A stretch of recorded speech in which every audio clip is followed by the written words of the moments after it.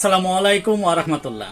সুধী দর্শক, দেশের প্রধান প্রধান দৈনিক পত্রিকার শিরোনামে উঠে আসা শীর্ষ সংবাদগুলো নিয়েই হাজির হলাম আপনাদের সামনে। আশা করি সাথেই থাকবেন।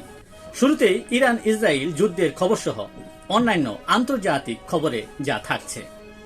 ইরান ইসরায়েল যুদ্ধের নতুন মোড়। IRGCর কাছে ক্ষমতা হস্তান্তর করলেন ইরানের সর্বোচ্চ ধর্মীয় নেতা আয়াতুল্লাহ আলী খামেনি। পাল্টাপাল্টি হামলার মধ্যে আলোচনা, যুদ্ধ থামানোর চেষ্টা, সমঝোতার জন্য শুরু আলোচনা, আছে বিপুল সামরিক প্রস্তুতিও। পাল্টাপাল্টি মিসাইল হামলা চলছে, বিদেশিরা ছাড়ছেন ইরান ইসরায়েল।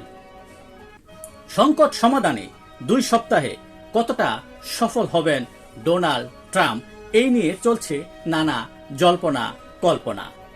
অপরদিকে যুক্তরাষ্ট্রকে যুদ্ধের মাঠে চান হতাশ ইসরায়েলি নেতা নেতানিয়াহু। শীর্ষ মার্কিন কর্মকর্তাদের সাথে নেতানিয়াহুর বৈঠক। ইসরায়েলে আবার হামলা চালিয়েছে ইরান। তেহরানের 5 হাসপাতালে হামলা ইসরায়েলি বাহিনীর।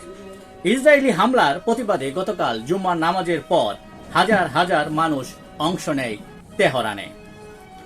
রাশিয়ার সতর্কবার্তা, যুক্তরাষ্ট্র পারমাণবিক অস্ত্র ব্যবহার করলে পরিস্থিতি ভয়াবহ হবে। জাতিসংঘে চীনের রাষ্ট্রদূত ফু কং বলেছেন, ইরানের পারমাণবিক স্থাপনায় ইসরায়েলের হামলা বিপজ্জনক নজির সৃষ্টি করছে। বিষয়টি ভয়াবহ পরিণতি ডেকে আনতে পারে বলে তিনি জানান। গাজায় ইসরায়েলের হত্যাযজ্ঞ চলছেই। গাজার খাবার সংগ্রহ যেন আরেক যুদ্ধ।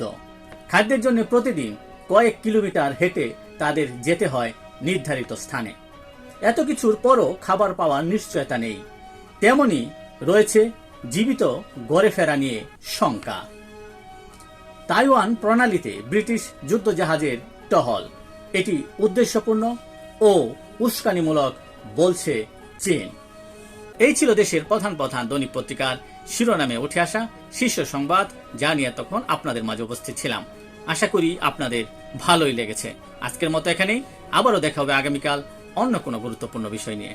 সে পর্যন্ত অবশ্যই ভালো থাকবেন, সুস্থ থাকবেন। আসসালামু আলাইকুম ওয়া রাহমাতুল্লাহ।